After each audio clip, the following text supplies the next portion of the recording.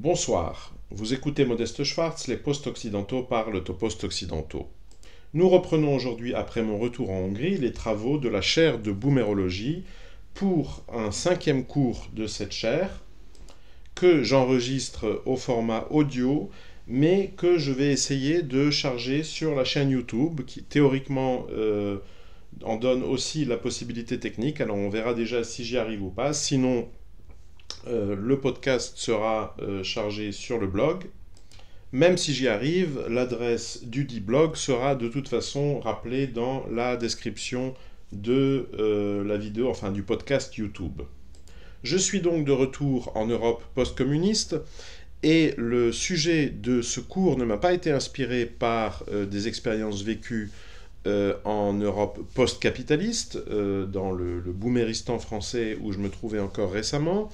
mais par une expérience vécue ici à Budapest. Alors c'est vrai qu'à l'est de Vienne, dans l'Europe post-communiste, on ne trouve pas de booméristan, disons, à l'état chimiquement pur. Il y a un équivalent, d'ailleurs un peu décalé en termes générationnels. Je renvoie à mon article et à ma vidéo sur la défaite récente du PiS en Pologne, où je m'étais un peu penché sur cette question, mais donc ça m'épargne de le faire ici. En tout cas, disons qu'il n'y a pas vraiment de boomérisme stricto sensu en Europe post-communiste. Mais comme vous le savez peut-être, Budapest est une ville extrêmement touristique. C'est devenu, au cours surtout des 10-15 dernières années, un haut lieu du tourisme avant tout européen. Donc vous avez, année après année, des millions d'Européens de l'Ouest, donc beaucoup de Français, beaucoup d'Espagnols, beaucoup d'Italiens, beaucoup de gens de Grande-Bretagne aussi,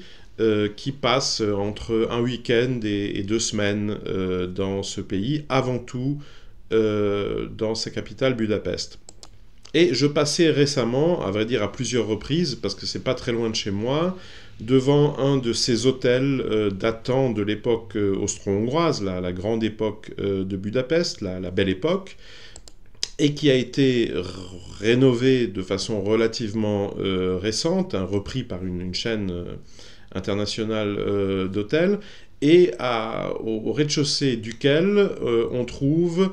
un de ces cafés, alors où on sert évidemment de la pâtisserie, et puis finalement c'est pratiquement un restaurant, mais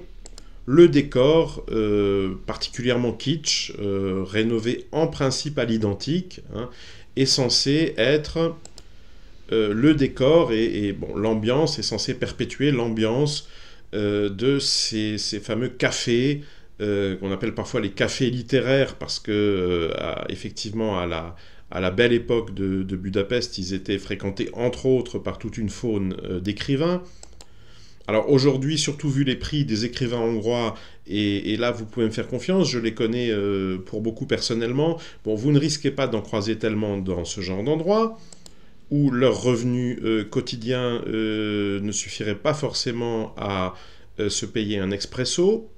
Mais en revanche, la présence dans l'ancêtre de ce café de leurs ancêtres à eux, des écrivains d'il y a 3 ou 4 générations, a fourni l'argument donc d'un marketing extrêmement agressif qui attire énormément de touristes, alors j'imagine dans l'hôtel, hein, mais aussi de gens qui se logent ailleurs dans Budapest, dans des logements Airbnb ou que sais-je, mais à qui leur guide touristique, hein, imprimé ou sur Internet, ou bon, TripAdvisor, allez savoir, leur explique que même s'ils n'y passent que 2 jours, il est absolument essentiel qu'ils aillent déguster un café, une pâtisserie, et évidemment avant tout faire des selfies, hein, dans les glaces dans les dorures de ce café, hein. Donc il y a un côté galerie des glaces de Versailles, je dirais en encore plus mauvais goût, hein. Moi j'ai jamais été un grand enthousiaste de Versailles, mais il faut reconnaître que là en l'occurrence c'est pire. Je passe donc assez régulièrement devant ce monument du kitsch, et en dépit du froid qui devient assez mordant ces jours-ci à Budapest, nous sommes début décembre, j'y remarque donc des files d'attente absolument colossal de touristes, hein, je pense qu'il n'y a pas un Hongrois là-dedans, piétinant, je pense certains pendant des heures, hein, pour finalement, hein, quand une table se libère, avoir le privilège de pouvoir s'asseoir, commander leur café et faire leur selfie. Alors ces touristes sont en grande partie des boomers, mais il y en a aussi de plus jeunes. Chez les plus jeunes, on remarque d'ailleurs une composante diversitaire assez prononcée. C'est donc un public assez mélangé, hein, d'un point de vue générationnel, on va dire de 30 à 80 ans, et de toute évidence caractérisé culturellement par un boomérisme particulièrement accentué. Et c'est là que tout d'un coup je me suis fait la réflexion que finalement la file d'attente, hein, faire la queue, eh bien, en Europe de l'Ouest, hein, donc dans le monde post-capitaliste, c'est en quelque sorte, ça fait partie de l'héritage boomer. Hein, c'est quelque chose qu'on doit aux boomers. Les boomers eux-mêmes, dans leur enfance, ne l'ont pas tellement vécu. Hein. En tant qu'enfants, ils n'ont pas souvent fait la queue, et surtout, je crois qu'ils n'ont pratiquement jamais vu leurs parents à eux dans des files d'attente. Là, c'est souvent un défaut méthodologique, mais je me permets de prendre mon exemple à moi. Ah bon, il se trouve que j'appartiens à la génération X, mais bon, si mon père m'avait eu 20 ans plus tôt,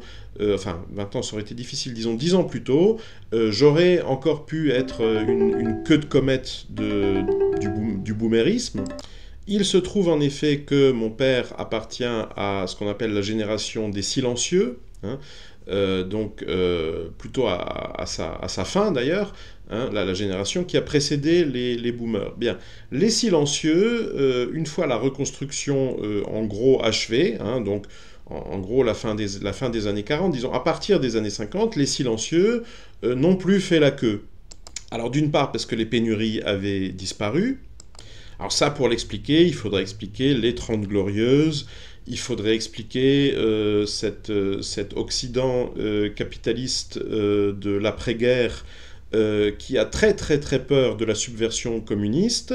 et qui par conséquent, alors même que les structures, disons, de la reprise en main oligarchique des États-nations occidentaux étaient pour l'essentiel déjà en place, mais a quand même cru bon pendant une trentaine d'années de traiter avec énormément d'égards les gueux, hein, les gueux occidentaux, de peur qu'ils ne finissent par voter pour des partis communistes qui, à peu près jusqu'à la fin des années 70, restaient dans divers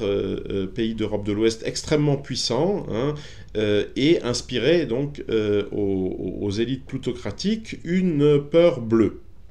Ce qui fait que même encore une dizaine ou une vingtaine d'années après la chute de l'URSS, je ne parle même pas de la disparition des dits partis communistes dans les divers paysages électoraux, hein,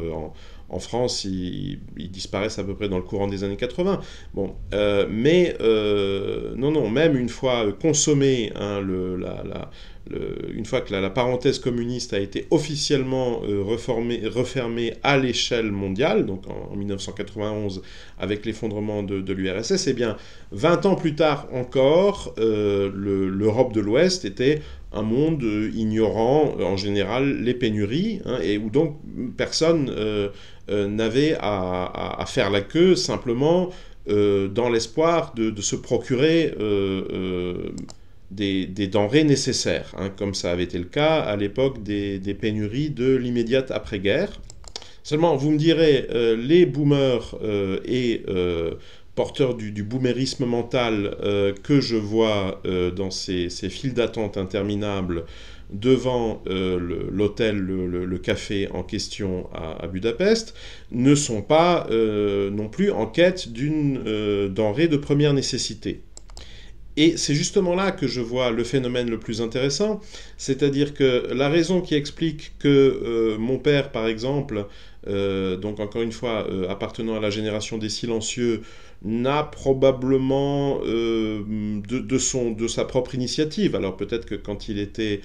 conscrit, appelé,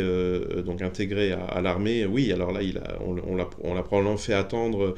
pour les raisons les plus diverses et les plus absurdes, mais enfin de son propre chef, disons, en tant que consommateur, je ne pense pas qu'il ait jamais pratiquement fait la queue. Alors d'une part parce que quand il a atteint l'âge de dépenser son propre argent, bon, les files d'attente de la pénurie n'existaient plus depuis assez longtemps, mais je pense aussi et surtout parce que en tant que consommateur, et ça je crois que ça reste un trait de comportement tout à fait caractéristique des générations pré-boomers, il n'a jamais jugé utile de passer des heures dans des files d'attente. C'est-à-dire que la perspective d'avoir à faire la queue l'a en réalité toujours amené à changer de crèmerie. C'est-à-dire en termes culturels, on peut dire qu'avant les boomers, bah, on fait la queue quand on n'a pas le choix. On fait la queue quand on a absolument besoin de quelque chose dont d'ailleurs un peu tout le monde a besoin, donc dans des conditions de pénurie. Et quand en revanche tel ou tel article facultatif peut donner lieu à une file d'attente, eh bien il y a une sorte de réorientation spontanée des choix de consommation, une logique de marché qui fait qu'une grande partie des consommateurs concernés va se répartir entre d'autres acteurs de l'offre, entre d'autres fournisseurs, de telle manière que bon, bah, finalement il n'y aura pas de file d'attente. Et moi je me souviens très très bien qu'en tant qu'occidental, m'installant en Europe post-communiste, donc à la toute fin des années 1990, avant l'âge de 30 ans, j'étais tout particulièrement frappé par l'omniprésence des files d'attente, alors même qu'il n'y avait plus vraiment de pénurie. Moi j'arrive en Europe post-communiste, presque 10 ans après l'effondrement des régimes de ce qu'on appelait le socialisme réel, et entre-temps, bon, les années noires de la transition, etc., bon, les marchés s'étaient réorganisés. Je ne dis pas que les gens vivaient tous forcément beaucoup mieux qu'avant 1990, mais enfin, disons qu'il n'y avait pas vraiment de pénurie, et néanmoins, les files d'attente étaient omniprésentes, notamment en Roumanie,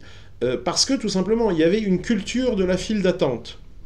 Et à l'époque, c'était encore suffisamment spécifique, c'était encore suffisamment rare en Europe de l'Ouest, pour que ça me frappe.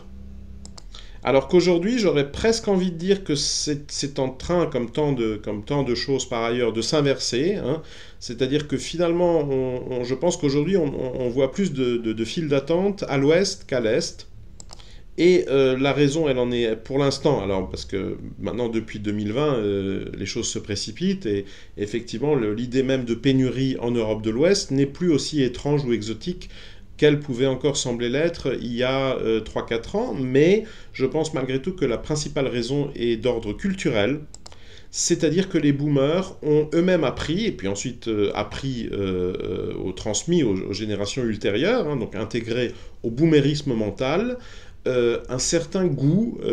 ou du moins l'habitude de faire la queue. Alors d'où vient cette habitude? Comment a-t-on réussi à l'acclimater en quelque sorte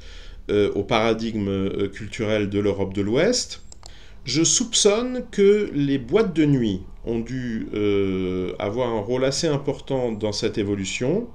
Ça fait déjà longtemps qu'on a l'habitude, ne serait-ce qu'à travers le cinéma, c'est un cliché, la boîte de nuit à la mode, devant laquelle une grande partie de la jeunesse de telle ou telle capitale fait, d'ailleurs avec ou sans espoir réaliste de finir par entrer, fait la queue pendant des heures et des heures. Et c'est là-dessus que vient se greffer évidemment le cliché suivant, qui est celui du privilégié, de la star, du mâle alpha, qui lui va réussir à couper à la queue, ou essayer d'ailleurs, quitte à se faire refouler éventuellement brutalement par des videurs. Bon voilà, ça c'est devenu un motif de film. Mais il y a une réalité sous-jacente, hein, et c'est cette file d'attente pratiquement traditionnelle,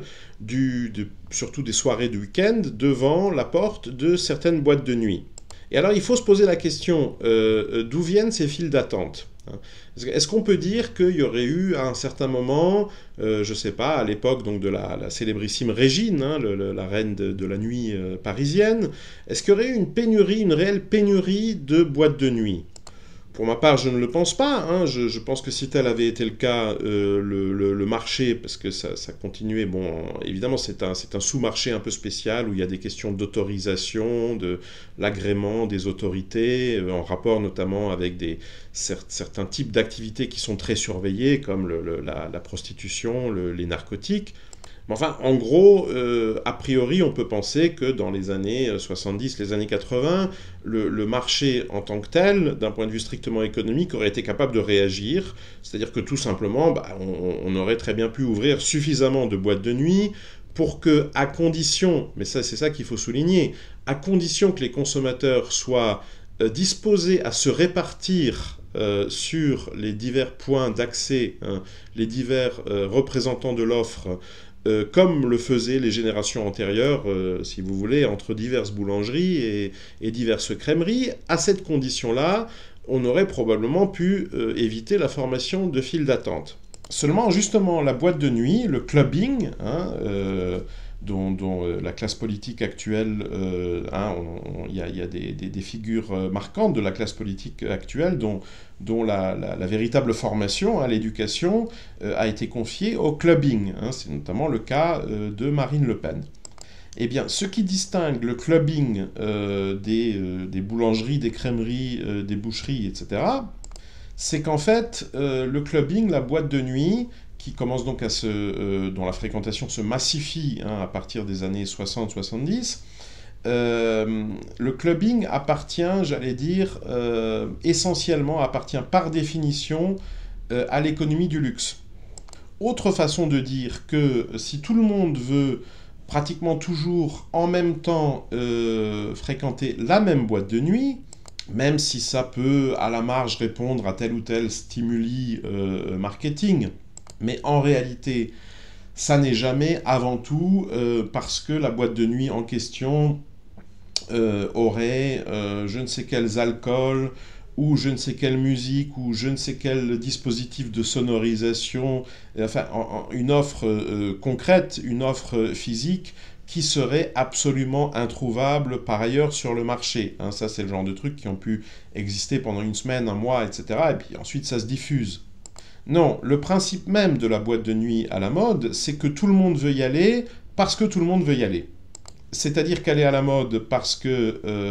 une énorme partie des consommateurs la place en première place dans leur liste de vœux. Et à quoi doit-elle cette première place? Eh bien justement au fait qu'elle est à la mode, c'est-à-dire qu'une grande partie des consommateurs, ça se mord la queue, hein. Et ça, c'est très exactement la définition sociologique, économique, de ce qu'on appelle la consommation statutaire, hein. C'est-à-dire consommer tel ou tel produit, ingérer tel aliment, porter tel vêtement, se rendre à tel endroit. Alors certes, parce que les aliments donnent de l'énergie, permettent de rester en vie, parce que les vêtements protègent du froid, parce que... Bon, mais enfin, avant tout, en réalité, pour se démarquer des autres consommateurs. Cette consommation statutaire, c'était le principal ressort sociologique, culturel, de, j'allais dire, l'activité pré-capitaliste des sociétés d'Ancien Régime. C'est-à-dire que dans ces sociétés qui étaient avant tout fondées sur une économie non monétaire liée à une économie de subsistance, donc une économie très locale du troc et de la survie, eh bien, ce qui ressemblait déjà, en quelque sorte, avant la lettre, à l'économie capitaliste moderne, à l'économie du 19e siècle, disons, c'était l'économie du luxe. Parce que là, en revanche, il y avait de grands mouvements, même sur de grandes distances géographiques, des marchandises, des capitaux, des acteurs de cette économie. Là, il y avait de l'argent, beaucoup d'argent en circulation. et une concurrence extrêmement acerbe entre les fournisseurs. Simplement, ce qui était totalement absent, ce qui ensuite va dominer en fait à sa grande époque le capitalisme de l'âge industriel, c'est-à-dire une rationalisation quantitative du marché, ça c'était à peu près inconnu, c'était à peu près absent dans cette économie du luxe, dans laquelle il y avait très très peu de proportionnalité, pour ne pas dire aucune proportionnalité, entre, pour le dire dans des termes marxiens, les valeurs d'usage et les valeurs d'échange. Hein, ça, c'est une autre caractéristique, c'est la plus connue du commun des mortels, parce que c'est finalement la plus tangible, hein, quand on parle même encore aujourd'hui de produits de luxe. Bon, qu'est-ce qu'on veut dire? Bah, c'est qu'en fait, entre le prix de revient du produit, ce que vaut vraiment l'étoffe, et même en ajoutant les heures de travail, voilà, de telle ou telle robe d'un grand couturier, ce que vaut réellement le contenu d'une fiole de parfum, bon voilà, entre cette valeur et le coût final, hein, le prix du produit, c'est-à-dire sa valeur d'échange, il y a un précipice, hein, qui n'a rien à voir évidemment avec la même différence quand on la mesure dans le cas d'un pot de crème, d'une pizza ou même d'un steak. Alors ça, c'est facile à constater, mais c'est un peu plus difficile à expliquer, parce que pour l'expliquer, il faut comprendre la culture du luxe, qui est fondamentalement basée sur la culture des sociétés aristocratiques. Ce qui explique que finalement, dans une culture du luxe, le critère de dernière instance, c'est-à-dire ce qui va déterminer le prix d'un produit, ça n'est pas, ou c'est de façon tout à fait secondaire, le coût de sa production. Donc c'est pas du côté de l'offre en réalité que le prix est déterminé, c'est du côté de la demande, hein, c'est-à-dire combien va valoir un produit dans l'économie du luxe. Eh bien, plus ou moins la somme que les clients sont capables de sortir de leur poche, et dont on part du principe qu'ils finiront effectivement par la sortir, même si ça n'est économiquement pas rationnel, parce que s'il s'agissait juste de s'alimenter, de se vêtir, etc., ils pourraient s'en sortir beaucoup, beaucoup moins cher, mais en réalité, à travers ce produit, ils sont simplement, ils poursuivent leur combat pour la différenciation sociale, c'est-à-dire qu'ils sont en concurrence avec d'autres consommateurs, et que le but du jeu, ça n'est pas comme dans l'économie bourgeoise, d'avoir une bonne qualité de vie et malgré tout, si possible, de réussir à réinvestir, donc d'avoir épargné, de mettre de l'argent de côté. C'est au contraire de dépenser le plus possible pour ringardiser ses concurrents dans cette course perpétuelle qu'est la consommation statutaire. Alors vous me direz, oui, ça finalement c'est assez... Ça tombe sous le sens, en quelque sorte, quand on est face à une aristocratie d'Ancien Régime, hein, c'est-à-dire une aristocratie de rentiers. Puisque bon, le principe de la rente, c'est que on réinvestit pas beaucoup, hein, des produits. La rente, c'est en quelque sorte du net, hein, c'est-à-dire qu'en tant que grand prince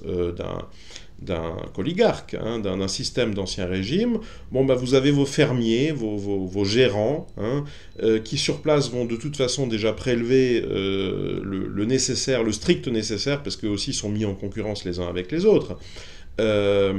pour perpétuer l'activité, hein, pour racheter du grain, remplacer le matériel, le peu de matériel, parce que justement c'est une économie très peu technologisée. Bien. Et à côté de ça, il y a la logique de l'influence, hein, c'est-à-dire qu'un grand prince se doit d'avoir sa cour, hein, donc de tenir table ouverte pour tout un tas de parasites, de donner des bals, et cette influence politique, hein, et là on arrive tout de suite à Davos, hein, où il faut les cotisants, je crois, du Forum économique mondial, aux dernières nouvelles, alors sous réserve de vérification, mais raquer, me semble-t-il, dans les 600 000 € annuels, simplement pour être invité, par exemple, au sommet de Davos, pour être des membres du forum. ce qui, d'un point de vue strictement technique, hein, du point de vue de l'activité, des entreprises représentées, etc., représente probablement un bénéfice à peu près nul, hein. Il existe tout un tas d'autres systèmes de communication, de structures de consulting, etc., qui permettent à un prix incroyablement moindre de se procurer les éléments d'intelligence économique, bon, qui pourraient éventuellement faire l'objet d'échanges entre des dirigeants davosiens, mais il est bien évident qu'il ne s'agit pas de ça, hein. Là aussi, il s'agit bien de monnayer l'influence, hein, c'est-à-dire avant tout d'être vu à Davos, par le grand public d'une part, mais aussi et avant tout par ses pairs, hein, c'est-à-dire de faire partie du club.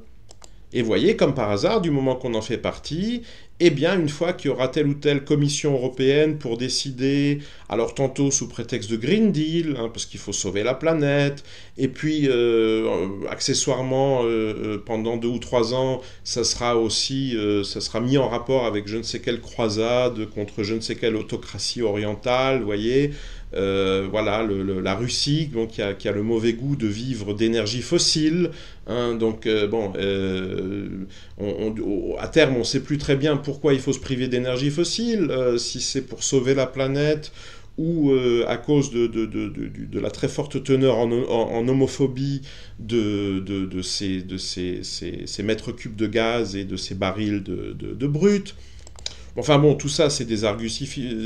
théologiques en quelque sorte. De cette théologie sans Dieu, hein, qui est l'idéologie de Davos. C'est pas très important. L'important, c'est que du coup, le pouvoir va ouvrir de manière relativement artificielle des marchés, donc par la contrainte réglementaire des marchés qui n'auraient pas existé sinon, hein, donc pensons à la célèbre voiture électrique, et que vous, ayant eu l'information au bon moment, étant déjà bien positionné, et puis donc protégé par ce système d'influence, comme par hasard, vous serez du bon côté, j'allais dire, de la 4e révolution industrielle, ou de la 6e, enfin de la révolution industrielle du moment, hein.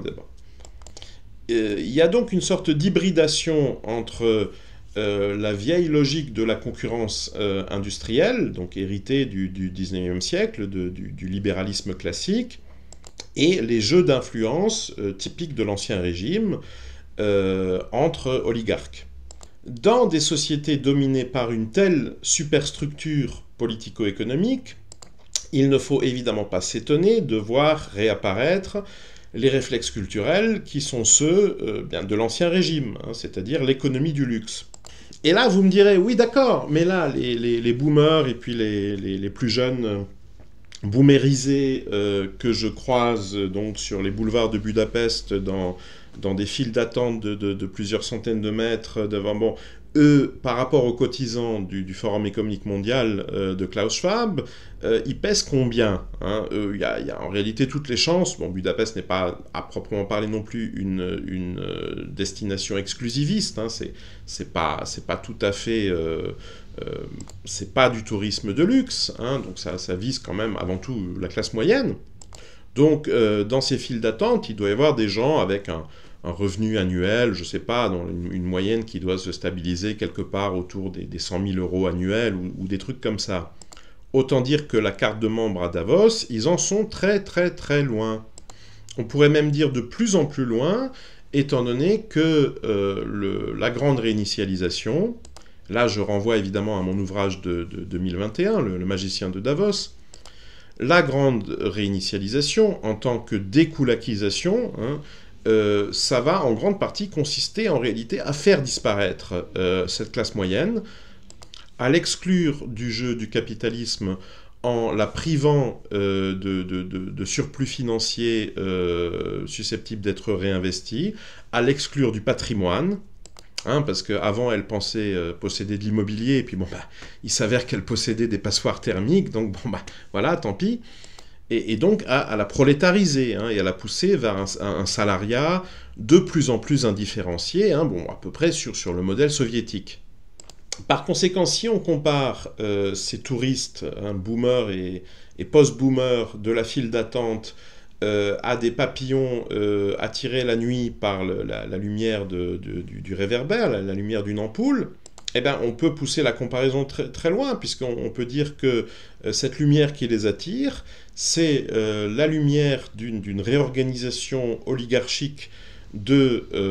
la société occidentale telle que l'avait produite le Troisième Occident, l'Occident des États-nations. Là, j'utilise des concepts qui proviennent de mon ouvrage Covid de 2022. Et du coup, on peut filer très loin, en fait, la métaphore, puisque, exactement comme le papillon, quand il va finir par entrer en contact avec l'ampoule incandescente, eh bien, il va se brûler les ailes. Et effectivement, le boomer touristique, ou le touriste atteint de boomérisme, donc dans sa file d'attente par moins 2 degrés, d'une heure et demie devant le café en question à Budapest, il exhibe, il affiche très exactement le même réflexe culturel que là, retraité à 2500 € de retraite mensuelle, qui, de préférence face à une caméra de BFM TV,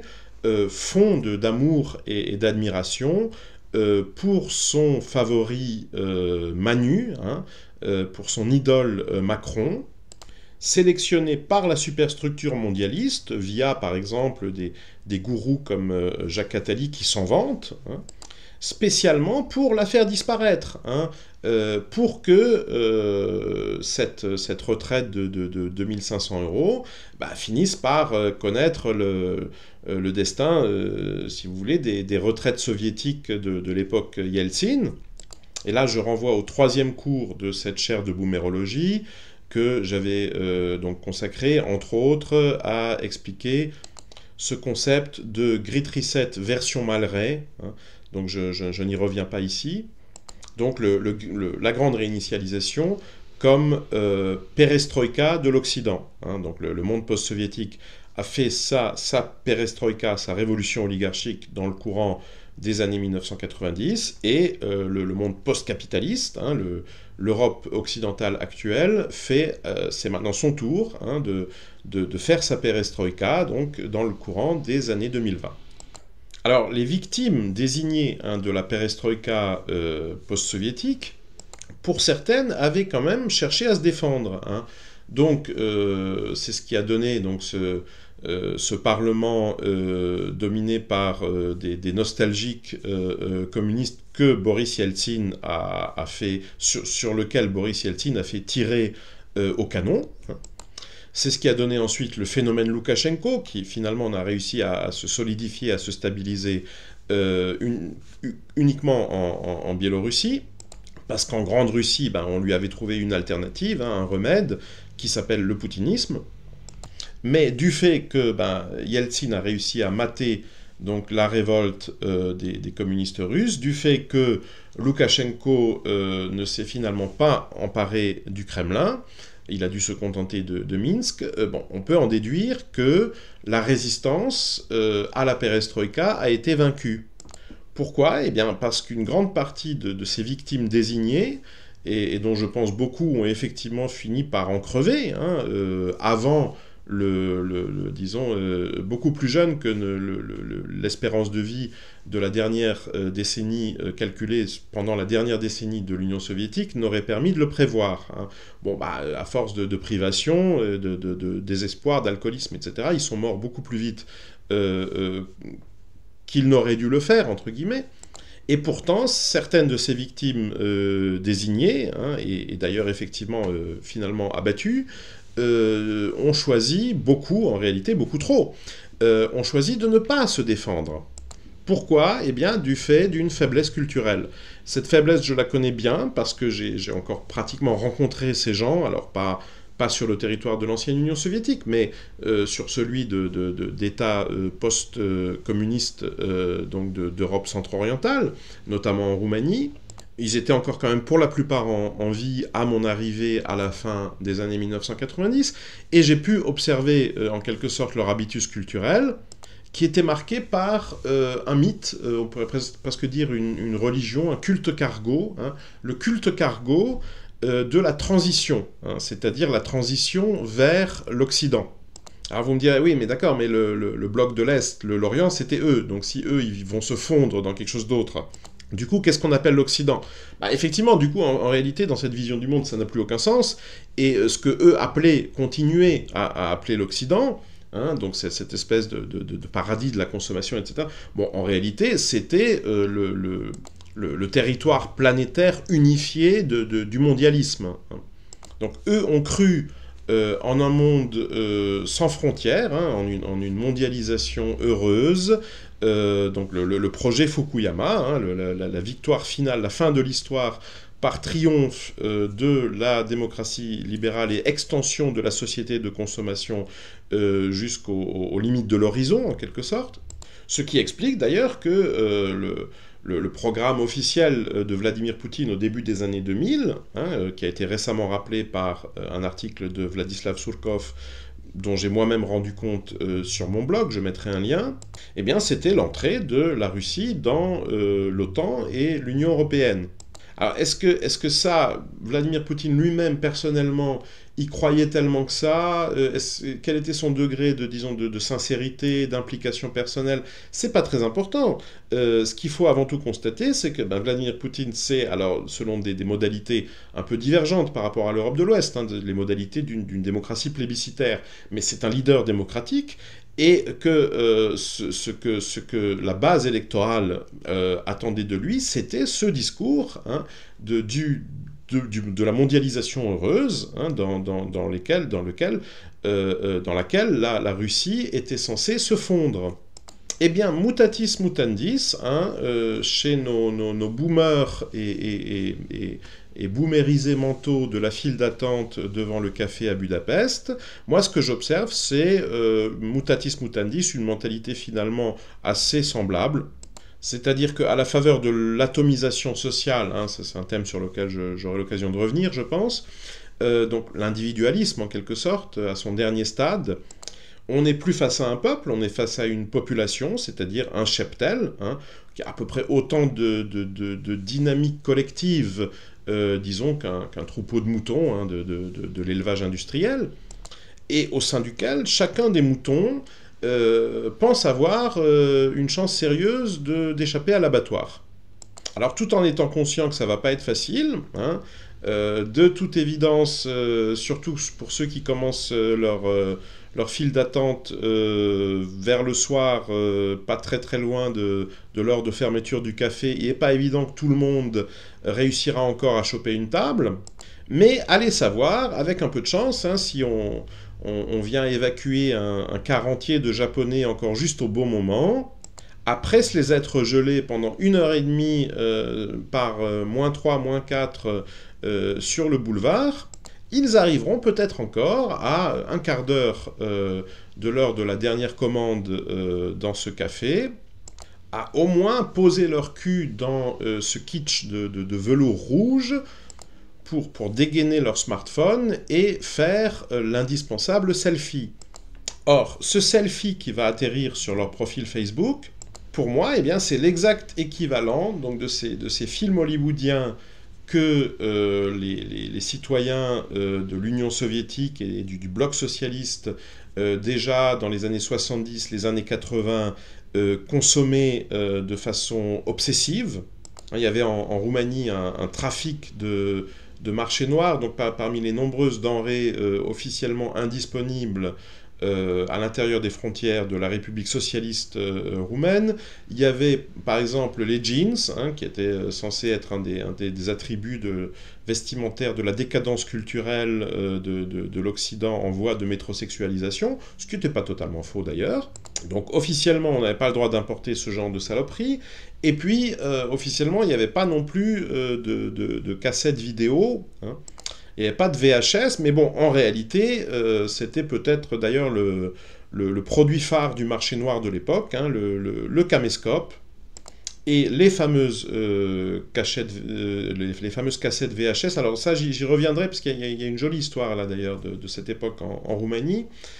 Et une fois qu'ils avaient introduit leur cassette VHS dans leur caméscope de contrebande, sur l'écran un peu instable de leur téléviseur soviétique, y voyait scintiller l'American Way of Life, hein, le rêve hollywoodien de la société de consommation. Alors, il faut dire quand même à leur décharge qu'à l'époque, même déjà dans les années 90, quand les voyages étaient devenus théoriquement possibles, c'est-à-dire en fait l'obtention d'un passeport devenait relativement facile par rapport à ce que ça avait été jusqu'à la chute du communisme, mais malgré tout, ne serait-ce que pour des raisons financières, la grande majorité, en quelque sorte, de ces victimes complaisantes de la perestroïka n'avaient jamais mis les pieds en Occident. La plupart n'ont d'ailleurs ont fini par mourir sans l'avoir jamais fait. Et donc, il y avait on peut au moins dire ça à leur décharge. C'est-à-dire que leur culte cargo, hein, le paradis totalement imaginaire, hein, de cette nouvelle religion chargée de justifier leur souffrance, étaient censés se situer dans un ailleurs géographique dont ils n'avaient pas eux-mêmes une connaissance de première main. Et comme dit le proverbe, à beau mentir, qui vient de loin. Alors que le booméristan occidental actuel, qui, de mon point de vue, est engagé dans une dynamique d'autoliquidation socio-culturelle et politique parfaitement comparable, hein, qui vit à son tour sa perestroïka, eh bien, au sein de ce booméristan, les complices de leur propre découlakisation, de leur propre élimination, j'allais dire qu'ils n'ont pas cette excuse. Hein. Ne serait-ce que parce que, entre-temps, on est passé des médias unilatéraux, hein, du cinéma hollywoodien à TikTok, de la grande presse quotidienne imprimée au statut qu'on poste sur Facebook, au tweet, etc. Et là, j'en reviens évidemment au selfie. C'est-à-dire que l'icône du culte cargo, hein, du suicide de la classe moyenne occidentale, c'est une icône que les victimes, en quelque sorte, peignent elles-mêmes. En se servant d'ailleurs de leur propre visage, alors éventuellement amélioré avec l'emploi de je ne sais combien de filtres. Hein, y a tout un tas d'applications sur les smartphones maintenant qui servent spécifiquement à ça. Et là, effectivement, il y a une nouveauté en quelque sorte post-occidentale ou de la phase terminale extrême de l'Occident, qu'on ne peut pas comprendre à partir des modèles théoriques qui permettaient encore, par exemple, d'expliquer l'effondrement du monde soviétique. Mais pour le comprendre, il faut déjà avoir recours à des théories comme la théorie du spectacle chez Guy Debord, c'est-à-dire des modèles explicatifs qui permettent d'intégrer cette dimension narcissique du suicide occidental. Il y a d'ailleurs un mime que j'ai vu passer déjà plusieurs fois ces derniers jours sur Internet et qui résume très bien la situation, hein, puisqu'on y voit une blondasse en jupe, censée donc incarner la classe moyenne occidentale, debout sur des rails de chemin de fer, tournant le dos à un train qui se dirige... Qui vient à grande vitesse dans sa direction, donc sur le point d'être écrasé par une locomotive, mais qui tourne le dos à cette locomotive en brandissant un smartphone parce qu'elle est en train de se prendre en photo, elle est en train de faire un selfie. Eh bien, cette blondasse, qui est une sorte d'allégorie du boomérisme mental, en réalité, elle existe. Hein, on peut la croiser dans la rue. Alors, il y a une version pseudo-masculine, il y a un certain nombre de versions, ça se décline ensuite aussi en classe d'âge, hein, et la plupart, en réalité, sont un peu plus avariées. Mais, à ceci près, moi, je vous assure qu'elle existe, hein, même dans en quantité, en réalité, industrielle, hein, et vous les trouvez piétinant les unes derrière les autres, hein, et les uns derrière les autres, enfin, ou yel derrière les autres. Bon. Pas loin de chez moi, à Budapest, hein, sur le boulevard, yel font la queue, hein, devant un café dont je ne mentionnerai pas ici le nom, l'objectif du podcast n'est pas publicitaire.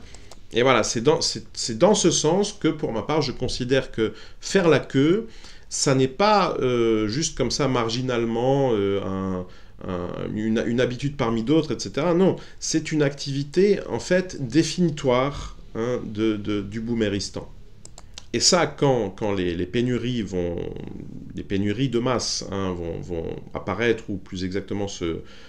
se multiplier, se massifier en Occident au cours des prochaines années, il sera important de s'en souvenir, hein, c'est-à-dire que bon, bah là, du coup, des files d'attente, oui, il y en aura un peu partout, bon, mais il sera important, pour la compréhension de toute cette dynamique historique, de se souvenir que là, en l'occurrence, la file d'attente est apparue avant la pénurie, hein. Et que comme ces pénuries sont créées, hein, comme ce sont pas les pénuries de je ne sais quel astéroïde qui percute la Terre, non, ce sont les pénuries de la découlakisation organisée par l'oligarchie, hein, organisée par Davos. Bien. Alors sous le nom de Green Deal, de lutte contre le changement climatique, de tout ce que vous voulez, eh bien,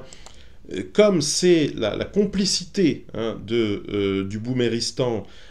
avec ses bouchers, hein, avec cette oligarchie qui le mène à l'abattoir,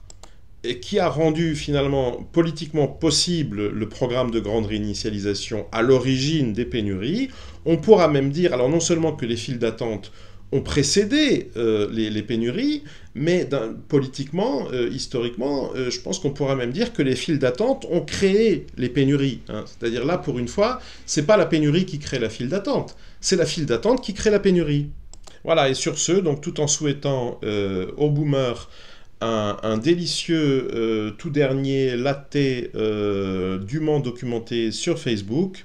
j'invite les post-occidentaux à circuler étant donné qu'il n'y a rien à voir.